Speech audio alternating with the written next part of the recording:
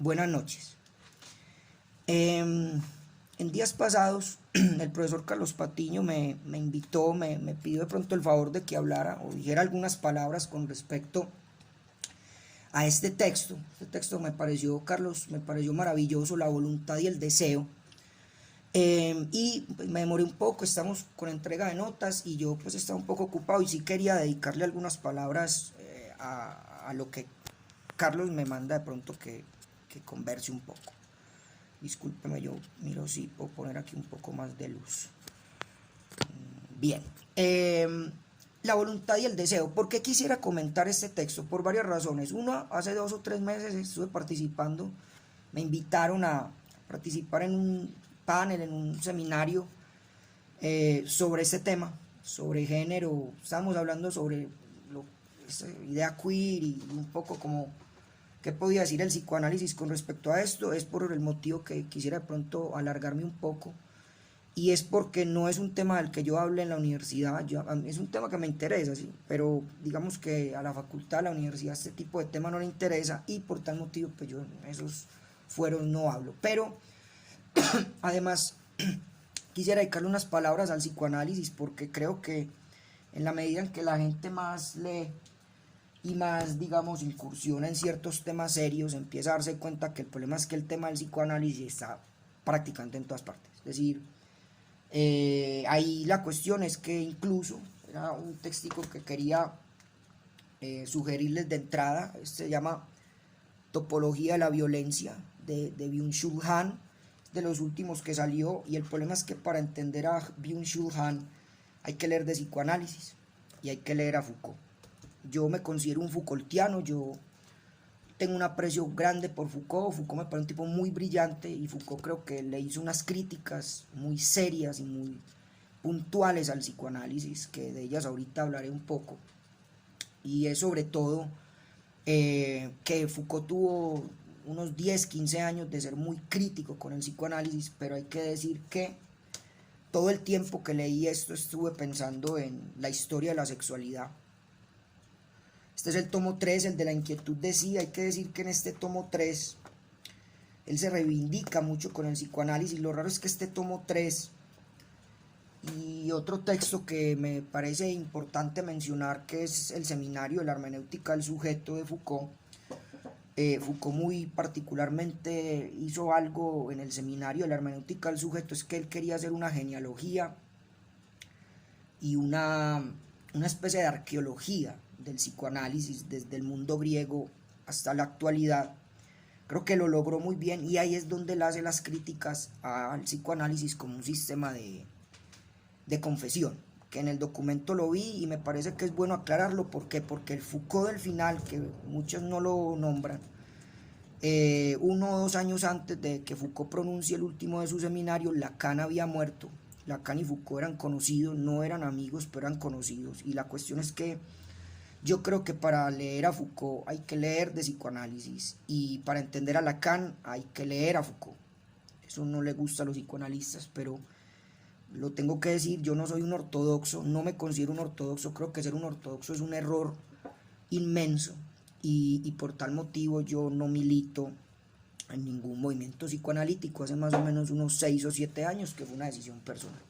Entonces otro de los motivos por los que quería hablar un poco largo era el psicoanálisis. Creo que hay un desconocimiento profundo del psicoanálisis, sobre todo en nuestra facultad, que es un discurso que importa muy poco, prácticamente es nulo y ha sido nulo históricamente.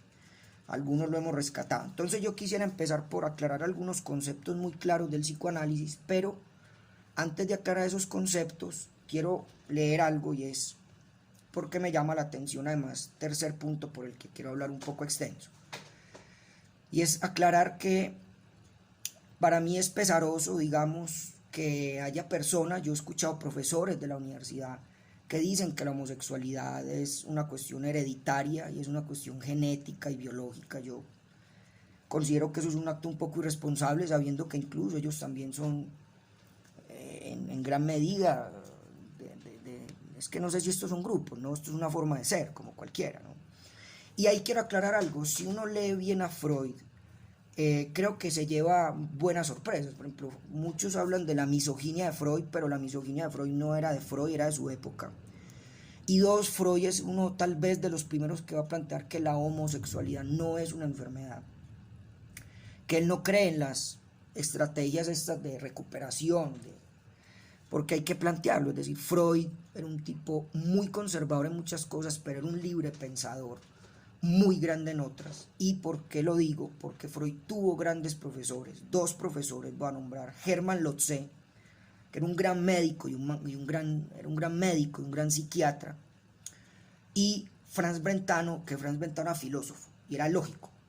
Entonces la formación de Freud le permitió, digamos, alejarse del biologicismo de Wundt, del experimentalismo que se quería imponer en la psicología, y Freud a lo que se dedica es a decir, mire, hay cosas que no son mensurables, que no son cuantificables, pero que sí son interpretables y son analizables.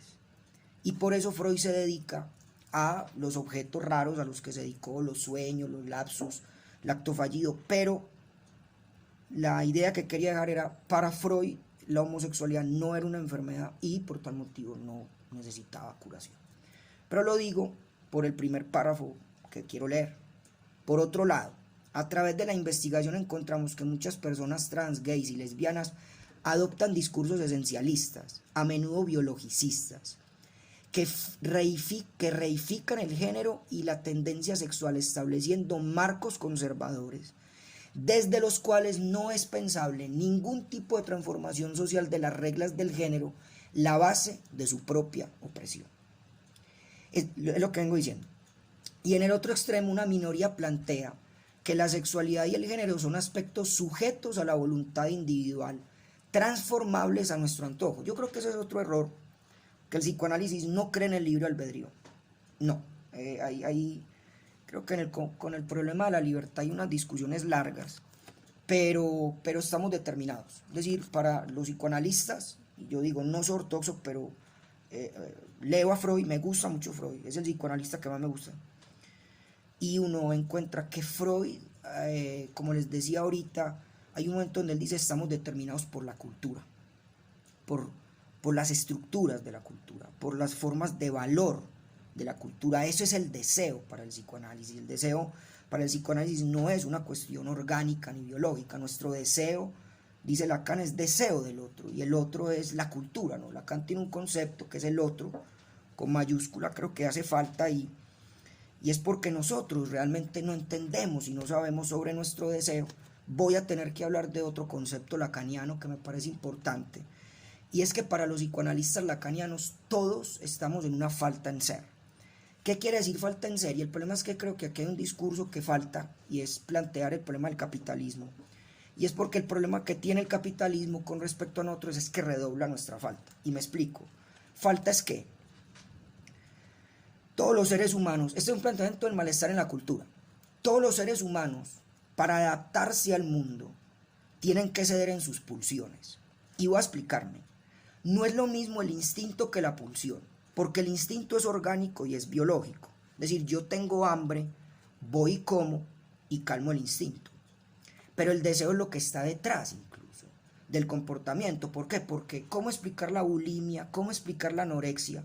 ¿Cómo explicar ciertas formas de oralidad? Es porque el sujeto, el deseo es pulsional. Y la pulsión es un concepto muy raro, porque la pulsión en gran parte es tema de mi doctorado. Y el problema es que el concepto de pulsión siempre vamos a tener que dividirlo en dos partes. Por eso es que Freud no es monista ni es esencialista. Él es dualista si se quiere, aunque ese nombre dualista me jode. No, Freud es una cosa mucho más amplia y brillante que eso solo. Entonces Freud dice, hay una pulsión libidinal que apunta a la creación. Y esa pulsión libidinal es la que nos permite juntarnos en comunidad. Pero está la otra pulsión, que es la de muerte.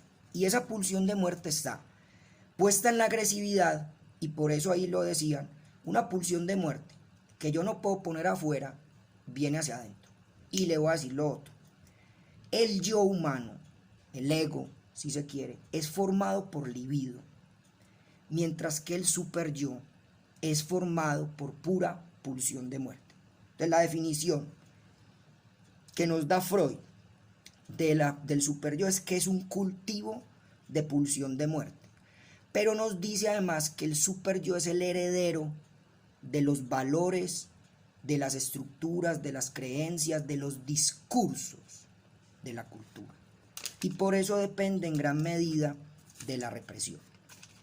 Entonces, si me permiten, quisiera leer un solo parrafito aquí de Byung-Chul Han, cómo define el superyo. Él dice, el superyo se manifiesta como imperativo categórico, un deber imperativo riguroso y cruel, con un carácter severamente restrictivo y cruelmente prohibitivo.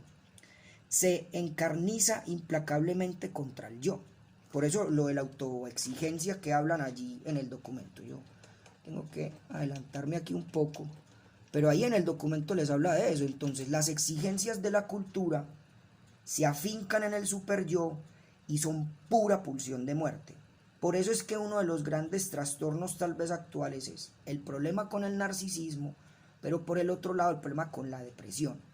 Porque si hablamos de patologías, tal vez la depresión es una de esas formas en que la pulsión de muerte no puede ponerse hacia afuera y se retrotrae sobre el sujeto y el sujeto se culpa y se siente mal.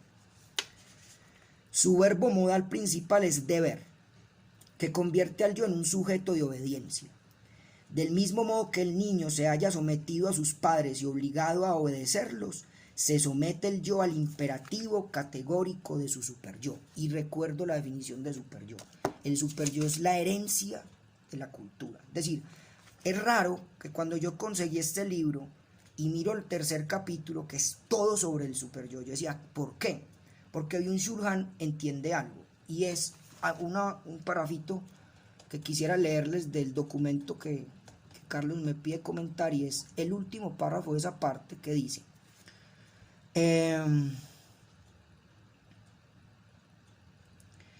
con su tesis de la abertura en el marco de una pauta de comportamiento ya establecida, Elías coincide con Foucault en romper con la idea de que estamos viviendo en una época de liberación de la sexualidad. Según Elías, lo que indica este aparente relajamiento es que hay un mayor grado de autocoacción inconsciente y automática. Eso es más o menos lo que queríamos. Podemos leer otro pedacito para terminarlo, porque mire lo que dice. El superyo es una instancia de dominación interiorizada que ocupa el lugar de Dios, un soberano o el padre. Y yo pondría aquí el discurso capitalista. Listo. Es el otro en uno mismo. Aquí, en este sentido, es como si la violencia de la negatividad fuera infringida por el otro. Se manifiesta como represión en una relación de dominación. Y ahí tengo que nombrar a varias personas, y yo creo que esta gente va en la línea de pensamiento también de Gilles Lipovetsky. Y yo creo que La Era del Vacío es un excelente texto que le recomendaría, porque él ahí habla de las violencias salvajes. Y creo que hay muchos que se les ha olvidado que Lipovetsky es de los pioneros con Zygmunt Bauman también. Lo que pasa es que Bauman me gusta mucho, digamos que los autores que ahí nombraron fue el otro motivo por el cual yo quería pronto dirigirles un poco más de palabras, porque a todos los respeto, Jorge Beckerman es un tipazo, Philippe Ariès es un filósofo, el hijo de puta, que era medio conservador. Y les quería sugerir además a alguien, hace unos meses, como les contaba, estuve hablando un poco de este tema, una psicoanalista argentina, Lucy Ligaray, así como se lee, Ligaray, que siendo psicoanalista en esta misma línea de Derrida y de Ricoeur, me disculpan, pero en estos temas hay mucho de filosofía, una crítica al psicoanálisis muy brillante, la crítica, yo creo en esas críticas, pero también ella tiene un trabajo todo muy bueno sobre la reivindicación de los movimientos feministas, y me parece una mujer muy, muy, muy interesante. Le repito el nombre, se llama Lucy Ligaray. Otras recomendaciones es La familia en desorden, de Elizabeth Rudinesco, que toca muy profundamente el tema de los movimientos gay y LGBTI, porque para ella, que es psicoanalista y socióloga, creo que también es antropóloga, es muy raro que sean los movimientos LGBTI los que están tratando de mantener como ciertas cuestiones muy conservadoras aún de la cultura, sobre todo el tema de la familia, que es un tema allí importante. Bien, para ir terminando, que no quiero quitarles mucho tiempo, pues les animo que de pronto lean El malestar en la cultura. El problema y central que quería plantear es este. Miren, para el psicoanálisis, que una persona se adapte tiene que ceder en sus pulsiones. Yo le voy a dar otro nombre a la pulsión. La pulsión tiene un problema, y es que la pulsión es un concepto como el concepto de materia en física. Usted le puede preguntar a un físico qué es la materia y el físico lo va a mirar y le va a decir no sé. Pero usted le puede preguntar al físico, si no sabes por qué es la materia, por qué es un concepto central. Porque tenemos que tener ese tipo de conceptos. Entonces la pulsión es un concepto así similar, pero yo le voy a dar otro nombre. A los psicoanalistas esto les molesta y a los filósofos más. Pero a mí lo único que se me hace más parecido al concepto de pulsión es el concepto de las pasiones de los filósofos, sobre todo el concepto de las pasiones de Aristóteles. Sí, es fundamentalmente eso. Y lo otro que quiero aclarar antes de, digamos, pensar dos o tres cositas más con respecto al psicoanálisis, que creo que hay muy malos entendidos con respecto al psicoanálisis. Uno en un psicoanálisis no va a hablar de sexo, yo creo que eso, o sea, uno sí habla de sexo y de su sexualidad, pero uno termina hablando de muchas cosas, de la muerte, de la vida, de la existencia. Entonces yo creo que allí hay que desatanizar un poco al psicoanálisis de esa manera que se le ve a veces como tan sexualizada, ¿cierto? Y quería llamar la atención por algo, y es lo de la falta en ser. Es decir, para los psicoanalistas, el hecho de que el ser humano tenga que adaptarse a la cultura implica sacrificarse. Y ese sacrificio es el sacrificio de sus placeres. El ser humano no puede entregarse a sus placeres, porque incluso lo paradójico es que Freud encuentra que si un sujeto se entrega a los placeres, deja de desear. Eso lo pueden ver en El Marqués de Sade o en todas las novelas más complejas que implica el porno. Me disculpa que hable de esto, pero sí es El Marqués de Sade. Sí hay que decir con Foucault que en gran medida la liberación sexual se dio gracias también a los movimientos psicoanalíticos, es una cosa que es indiscutible. Pero quería cerrar con esta idea, y es la siguiente: el superyo es el heredero de la cultura. Los seres humanos pagamos una deuda con la sociedad y la naturaleza, porque la naturaleza nos pide unas cosas y la sociedad otras. En ese conflicto entre naturaleza y sociedad es que emergen las pulsiones, y al emerger las pulsiones la cultura trata de refrenarlas, por eso hay represión. La represión es necesaria, es decir, para que la cultura funcione. Por eso era muy paradójico el texto de Freud, porque Freud decía, es necesaria la cultura, pero la cultura también es nuestra enemiga, porque a veces nos exige mucho y nos exige demasiado. Y allí es donde Freud nota que las grandes exigencias de la cultura afectan nuestro pensamiento, la manera en que creemos, nuestras ideas, nuestros discursos, pero también la manera en que sentimos, los valores. Por eso es que creo que en gran medida el texto de la historia de la sexualidad de Michel Foucault es un texto tan importante y tan interesante. Bien, no les quito más tiempo, Carlos, espero que te sirva de algo. Saludos.